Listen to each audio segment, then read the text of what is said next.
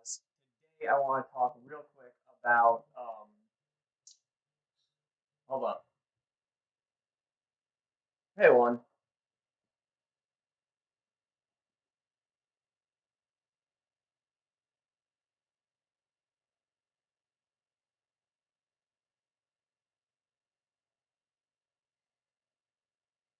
Okay, do you have the phone number?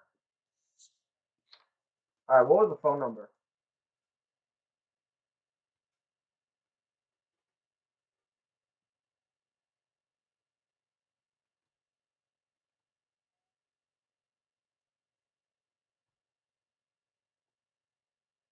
Okay. Okay, this might have actually been the lawyers. So let me double check that number real quick and I'll call you back. All right, 1 second. Bye. All right, guys, this is the life of being a real estate agent. Your client calls you, you gotta pick up the phone. Um, at least that's how it is when you want to be a good agent and you want to get things done quickly. That's just how it's gonna be. All right, let's see.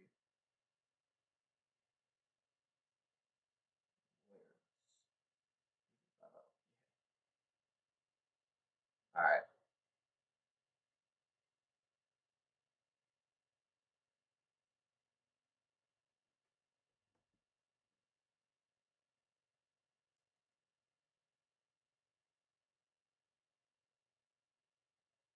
Hey, one. So that's the phone number to the attorneys that we're using. So the attorney company is Ward and Taylor. That's like the title company. But in Delaware we use lawyers. So they're probably calling you just to confirm some information with you. Yeah, cause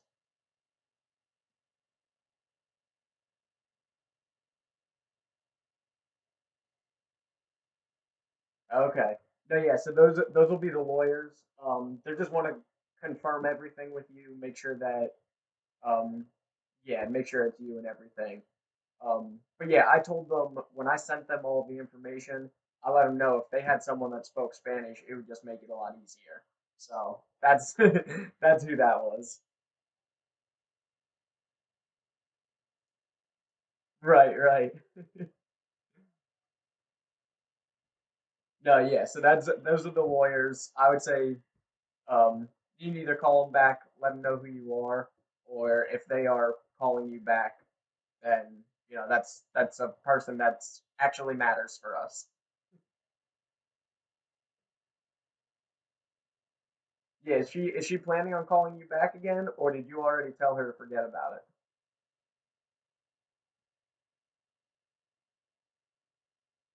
Right, right.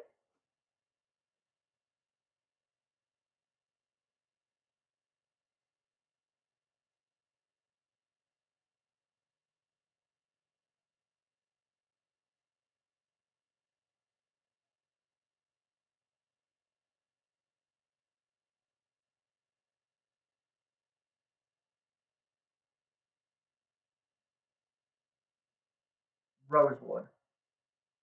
Yeah, Rosewood Drive.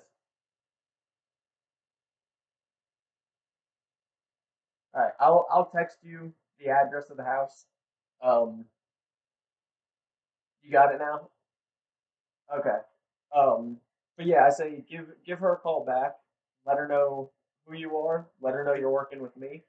Because when you call this number, it's just going to be the secretary. So I'm not sure who exactly it was that called you. Um, okay, I know we're working with Sue. That's our paralegal, but someone Sue, yeah, Sue is our paralegal, but I'm not sure if she's the one that would have been calling you because I don't know if Sue speaks Spanish.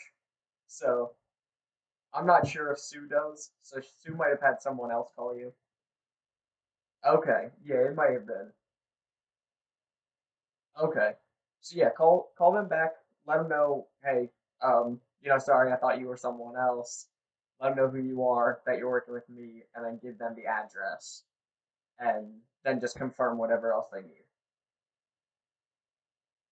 So it'll be 202 Rosewood Drive.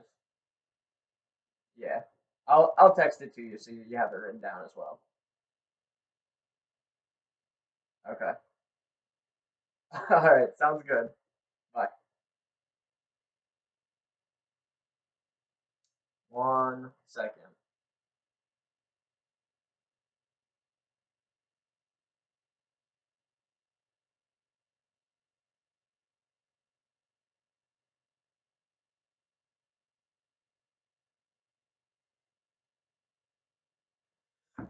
So, just a little bit of background as to what just happened. One of my clients that I have right now, English is a second language. He mostly speaks Spanish. He understands English. He can communicate in English, no problem. But having someone that speaks Spanish is definitely a lot easier for him. So I don't speak Spanish. I speak very little Spanish, and in Delaware we use attorneys rather than title companies. So when I sent my information to the attorneys, I made a note that said, "Hey, my client, his primary language is Spanish. If you have someone that speaks Spanish, it'd be a lot easier for him."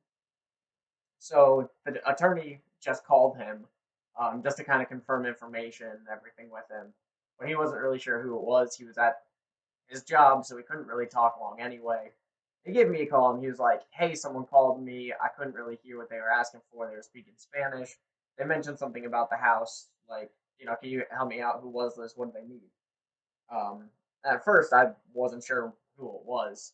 Um, I wasn't expecting the lawyers to call, and so that's why I was like, "Okay, well, what's the phone number? Who is this?" and everything else. But this is the type of stuff that you're going to deal with on a daily basis when you have clients. Things are going to pop up. You could be at the grocery store and your client's going to call you, or the lawyers are going to call you, or the mortgage company is going to call you, or email you, or text you, or whatever it is. And the way everything works, it's really good to get things done as quickly as possible. If you miss it at an hour or 2 hours and it's the beginning of your contract, you're fine.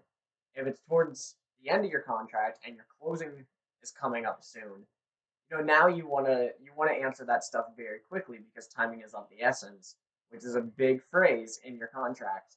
You want to make sure that things get done very quickly. So today's video, I actually wanted to talk about what the process is. If you actually went through the real estate class, you learned a lot of stuff about real estate, but there's certain things that you're really not going to deal with. And it didn't really teach you, okay, I have a client. Now what do I do? Because there's an entire process that unfortunately the real estate class just doesn't go over. So today is really all about, you got your first contract, or you got your first client, you're under contract for a house. Say you're the buyer, okay? Your client is the buyer. You're under contract. Now what do you do?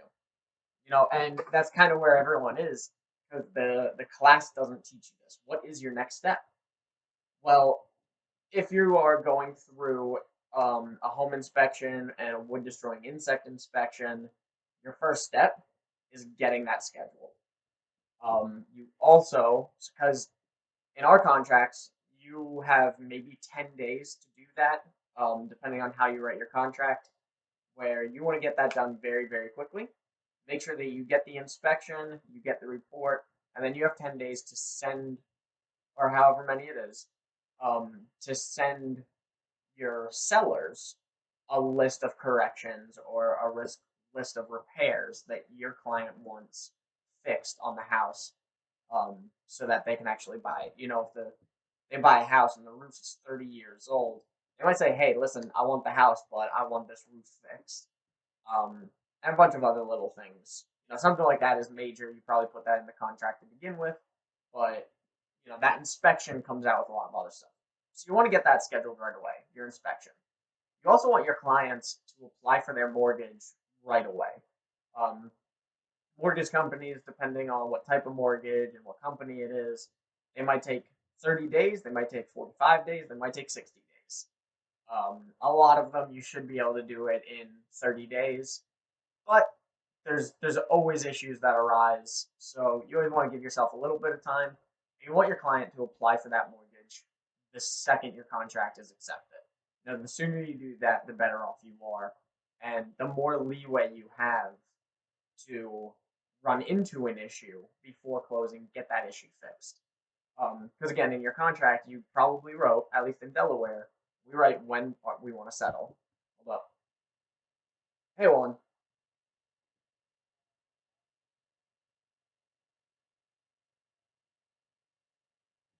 Okay.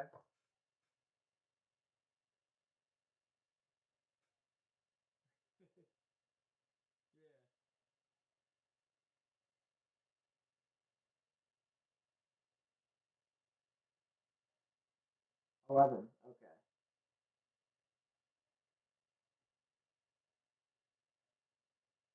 Yeah, yeah, they're going. No, it'll be their office. So I'll send you the address for that as well. Yeah, no, I'll send it to you like a few days beforehand, and I'll even send it to you the day before, just as a reminder.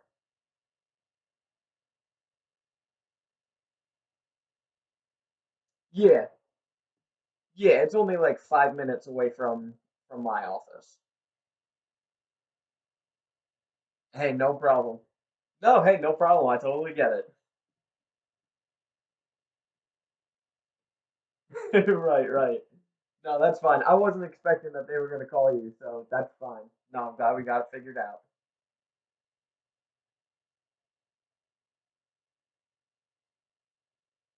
Yeah, yeah, they normally have some paperwork that you have to fill out as well. Um, so yeah, that's probably what she's sending over.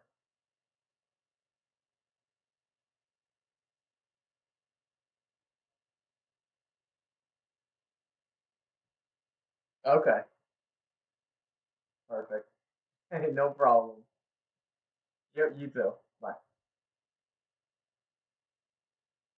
All right. Sorry about that. Again, this is just how it is. I could have easily not answered my phone and called him back in 30 minutes, or 20 minutes whenever I'm done with this video, whatever it is. But if he picked up the phone and he was like, yo, they actually said this and they told me that this and now this is an issue, I don't want to wait. I don't want to wait a bunch of time until I hear that there's an issue. I'd rather answer the phone right away. And if my client said, hey, there's an issue with this, I can now go, okay, we got to fix this. And I can jump right into it right away. So I always answer my phone as soon as I possibly can. Some people, they're going to be like, hey, I'm going to answer my phone later. If there's an issue, I'll deal with it later. I like to deal with things right away. So I appreciate you guys dealing with me actually working as I'm doing this. But again, that's that's kind of the purpose of my entire channel is to um, show you exactly what the job is like. So where was I? Right, the mortgage. So you want to make sure that your clients apply for the mortgage as soon as you possibly can, because if something happens and there's a delay and you only give yourself 30 days to close, now you need everything to be perfect. And if you wait a week from the time that you got under contract and your client waits a week to apply for that mortgage, now you might not be able to close just because you waited, even if everything goes perfectly. It might not happen. So you want to make sure that your client applies right away. You get your home inspection, your wood destroying insect inspection, your lead based paint, radon, whatever it is, all those inspections. Um, and at that point, you really just want to check on everyone. You also want to go to your title company or your attorneys. What depending on what state you live in will depend on whether you use title companies or attorneys. You want to send your contract to them. Say, hey, this is a new contract. I'm under contract with this client for this house for this amount. Here it is. And you want to send them basically all your documents. You want to let them, here's the contract, here's the seller disclosure forms, here's the CIS, the consumer information statement, here's the contract that they have with my company. Like, just send them everything. If you send them too much, you know what's going to happen? They're just not going to open it. It doesn't matter. But if you don't send them what they need, now it's another email. They're going to say, hey, I need this and I need that and I need that. So I know what my uh, lawyers need, and I still send them extra stuff just so that they have it, just to be sure. So you want to do those three things: your title company or lawyers, your home inspections, and your mortgage. You want to do that the day of, if not the day before or day after you get on contract. Everything is signed and approved. After that, you kind of want to just check on everyone a few days later. Check your lender, make sure, hey, we applied for the mortgage. Is everything good? Yes. Awesome. Cool. Thank you. Let me know if you need anything. Check on your lawyers. Hey, you have this document. Is there any other document that you need from me? Are we all good? Yeah. Cool. Awesome. You want to check on your home inspection company. Hey, are we still scheduled for this date, this time? Want to make sure everything's good. Yes. Perfect. Awesome. At this point now, you're just going to wait. You're going to wait for that home inspection to come up. Once you get the home inspection, they're going to give you a report that'll have a list of all the issues that are in the house. Most home inspections are going to be very, very thorough.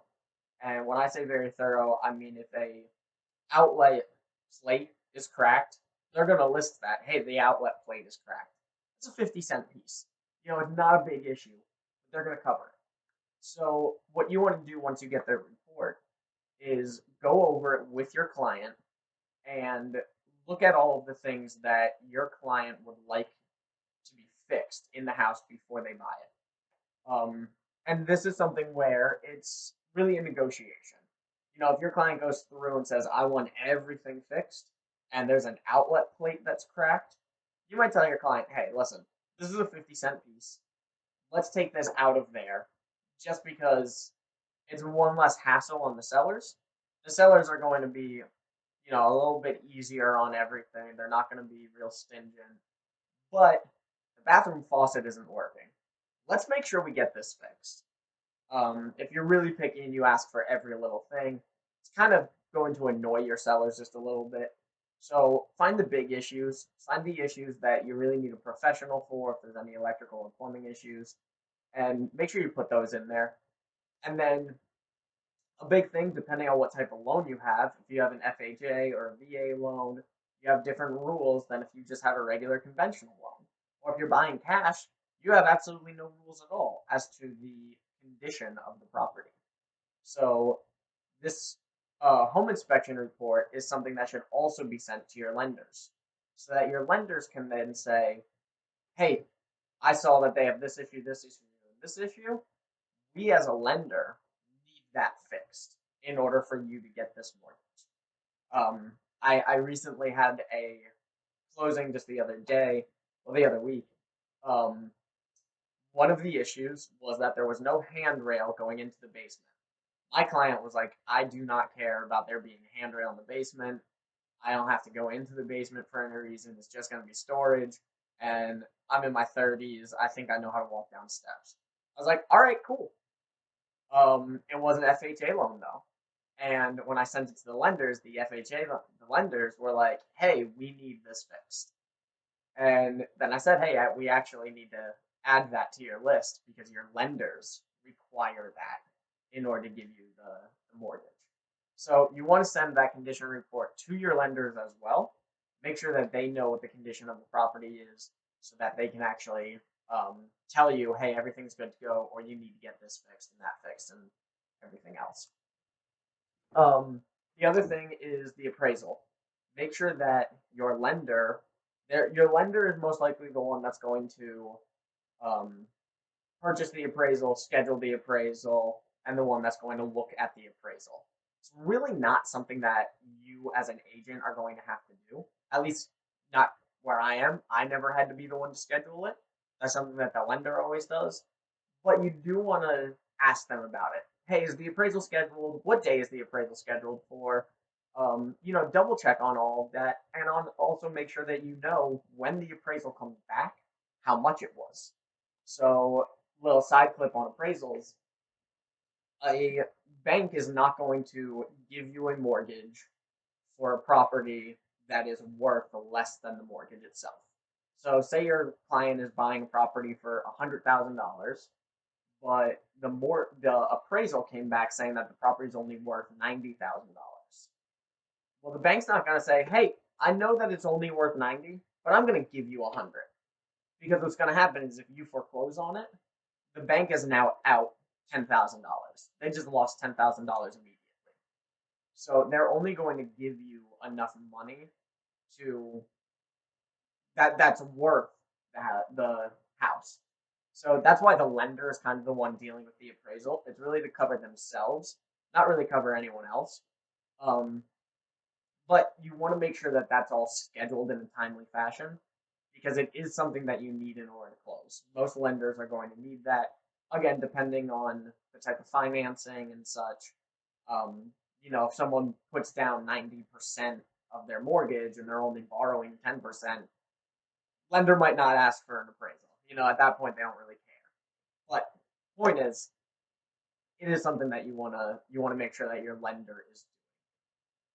After all that's done, okay, your client has applied for your mortgage, your home inspection is finished, and you sent all of the repairs to the seller that you want to do.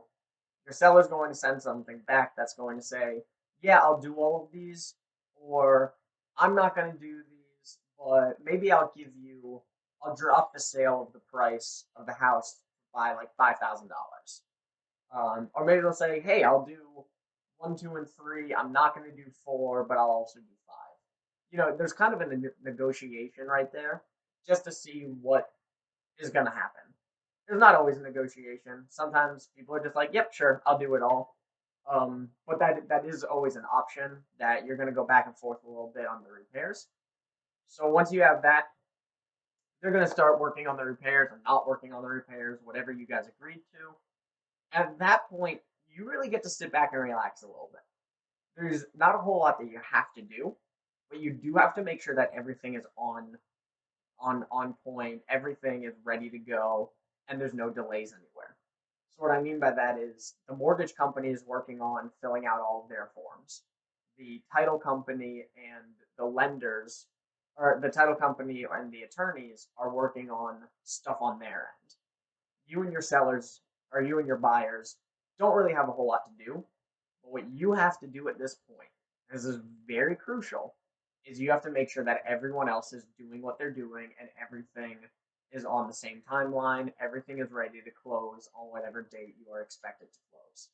So if you don't do this and a lender has an issue and you don't check up on them consistently, at least once a week, if not twice a week, and just say, "Hey, how are you doing? Is everything good? Do you need any documents from us? What's going on?" If they have an issue, they might send an email to someone and they're just waiting and waiting and waiting. And maybe it'll be a week until they get a response. Or maybe the person they sent it to doesn't respond to them and then they forget about it or whatever. Go worst case scenario. That's how you should always think. And which I know is stressful, but that's how I am. I always think, well, what's the worst thing that can happen and how do I prevent that from happening? So you want to constantly be checking up on your lenders, your attorneys, the other agent that you're working with. If you're the buyer's agent, check the listing agent and say, "Hey, I just checked with the lender, I checked with the attorney. Everything looks good. They said they have no issues, everything's good and up to date. How's everything on your end?" And just see what they're at. Everyone should be checking on everyone because you just want to make sure that if there are any issues, you can fix them. So if your attorney said, or if your lender says, "Oh, well, I called your client the other day. I needed another form that we missed the first time. I haven't heard back from them." Now you call your client and you say, "Hey, your lender just messaged me, or I just messaged your lender and they said that they need a form for you. Can you send me the form right now? I will send it to your lender. Get me the form." Or tell them, "Send your lender the form and CC me on that email." Like, I want to make sure that it happens. Or just tell them to send it to the lender and call the lender and say, "Hey, I just talked to them. They're going to send you that form." So we'll say, when it comes to lending, there's a lot of financial and personal information that you don't need to know. As their attorney, it's none of your business and all, or as your as your attorney, as their real estate agent, what their financial situation is isn't really our business as far as how much money they have in the bank. As long as they can cover everything, that's all that matters to us. How much is actually in their bank account, that's something that the lender has to know. So I wouldn't say send me the form and I'll send it to the lender. Don't do that. But tell them, hey, you have to send this to the lender. And then go back to the lender and say, hey, I just talked to my client. They're going to send it to you shortly. Let me know when you have it. And then follow up with them, a few hours later, the next day, depending on when your client said that they'll send that form. Again, main thing is you just want to constantly be checking up on everyone, making sure that everything's working correctly. So let's fast forward all the way up into um, the week of closing. So a few days, either the day before or even the day of closing, you want to do a final walkthrough of the property with your client. So this final walkthrough is basically saying, hey, we walked through the property, we saw it, and we're ready to go. The property looks great. Everything that was fixed was fixed. We have nothing, no issues there. Tomorrow we can close, or today we can go to closing. We can sign all the papers. House is mine. Everything's good. There are times, okay, where you're going to do your final walkthrough and you see that the homeowners didn't move out yet. They still have a bunch of stuff in their house. Well, now it's an issue because technically that house now at closing, either that day or the day after, is going to belong to your clients. So those homeowners need their stuff moved out. Now, if you're there the day before, you might be a little early. The clients might say, "Hey, we actually have one more truckload. We're doing it later this evening or tomorrow morning." Go again. Go do another final walkthrough. Or if there's things that were supposed to be fixed and you get there and they didn't fix them, you want to check up on that before you actually have your clients sign the dotted line and the house is theirs. Because at that point, you can't really fix those things. They already signed it, and it's kind of over. You could go back and forth with it, but you definitely want to make sure that you're aware of any issues before closing. Once you do that, um, when you schedule that closing though, the final walkthrough, I mean, you want to schedule with your clients, and you also want to schedule it with the other agent that's working the other side and their clients to make sure that you have the okay to walk through the property. It should be of no issue, but you always want to just confirm with them, hey, me and my clients were planning on doing a final walkthrough at this point, at this time. Is that good with you guys? Is the homeowner still going to be there? What's going on? They're normally going to say, hey, yeah, my client already moved out, or they'll say, yeah, my client's just finishing up. Like, they're fine with you going there if you're okay with them still being there, blah, blah, blah. But again, you just want to check with everyone. After that, I guess actually before that, during this, you're going to get closing disclosure documents. Those are going to come from your title company, your lender, or your attorneys. Your lender is the one that it's really coming from, but they're going to send it to both people, and then sometimes your title company will send it to you again. Sometimes the lender just sends it to them, and then they send it to you. All depends on how they work, and every state might work a little bit differently. But in this document, it's going to have the breakdown of all the money, where the money is going to, where the taxes are going to, the deed transfer, the transfer tax, whatever it is, the mortgage. It'll have your amortization schedule. I think that's how you say it. I don't know. That mortgage schedule, how you're paying it. It's going to have information about your down payment, and most importantly, the most important number is how much money your client has to bring to the table. So, that's how much money they need written down on the check, how much money they need in a suitcase, whatever it is, however they're paying. You need to know that number so that your client can actually be prepared and bring that much money to closing. So, depending on the state, you should have that a few days before closing. But there are times where you might not get it until the day before or maybe even the day of closing because of delays. And as long as your client is okay with that, hey, I know personally, I have a closing tomorrow. We haven't got that form yet. And my clients are very much like, hey, listen, it's fine. We know what the dot number should be. So as long as it's around that, everything is good to go. We're not going to be like shocked or shell shocked by it. Like, we know what we should be bringing. It's fine if we don't get it right away. But it is something that you definitely need before closing, if not a few days.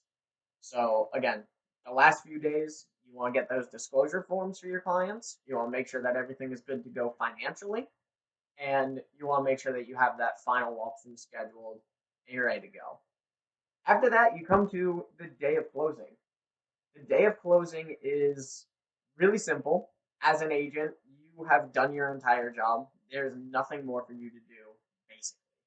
As long as the final walkthrough went okay, as long as the disclosure documents are all correct, and everything else is good to go, your clients still want the house, there's no issues. Closing is really all about them signing documents. There's nothing for you to do. So there's a lot of agents that when they get bigger and bigger, they have a nice big business, they don't even go to closing. They just get sent their check later. Closing is where you'll get your actual paycheck from. I like to go just to make sure that everything works out well. You can get closing gifts for your clients. I know that's sometimes a thing. Some agents do it, some agents don't. I recently have had a lot of people that were from out of state. So when they come in state, I like to give them a little something. But that's totally up to you whether you want to do a closing gift and how much you want to do it. I know people don't. But after closing, you're done. You have done your job. You've got them to the closing table, and you're. That's it. It's that simple. Your job is done. There's nothing to worry about anymore, as long as you took care of everything. But that is the actual process. Excuse me. Um. Again, I know this is a 32-minute video at this point. I know it got broken up between phone calls with my clients and such, but it is that's the actual process when it all goes smoothly. When there are hiccups in the road, you're going to be doing a lot more than just checking in on everyone. You're going to be calling one person, you find there's an issue, you got to call another person to figure out how to fix the issue, call your client to get the documents to fix the issue. There's a lot of moving around. There are a lot of moving parts in the middle of everything, and it's your job to make sure that everything works out well. That's where the bulk of the stress of your job is going to come from, is making sure that everyone else is doing their job. But that's why we exist. That's why real estate agents exist, because when someone's buying a house, they, one, don't know this stuff, and two, they might not know how to fix all these things and what to ask different people to make sure that everything's working, because they just don't know how the system is.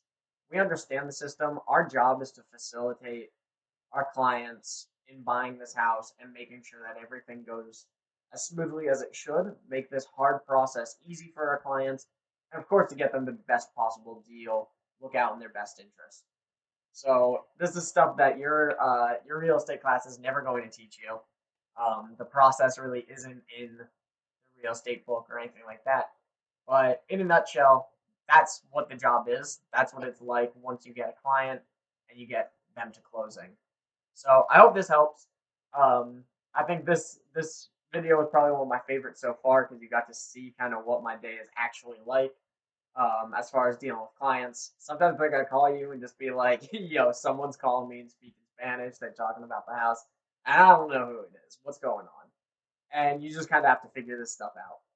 So, again, I hope this video helps. I hope you enjoy it.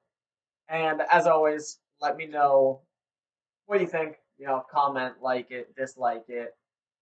If you dislike it, tell me why. And give me topics of what you want to talk about, what you want to learn.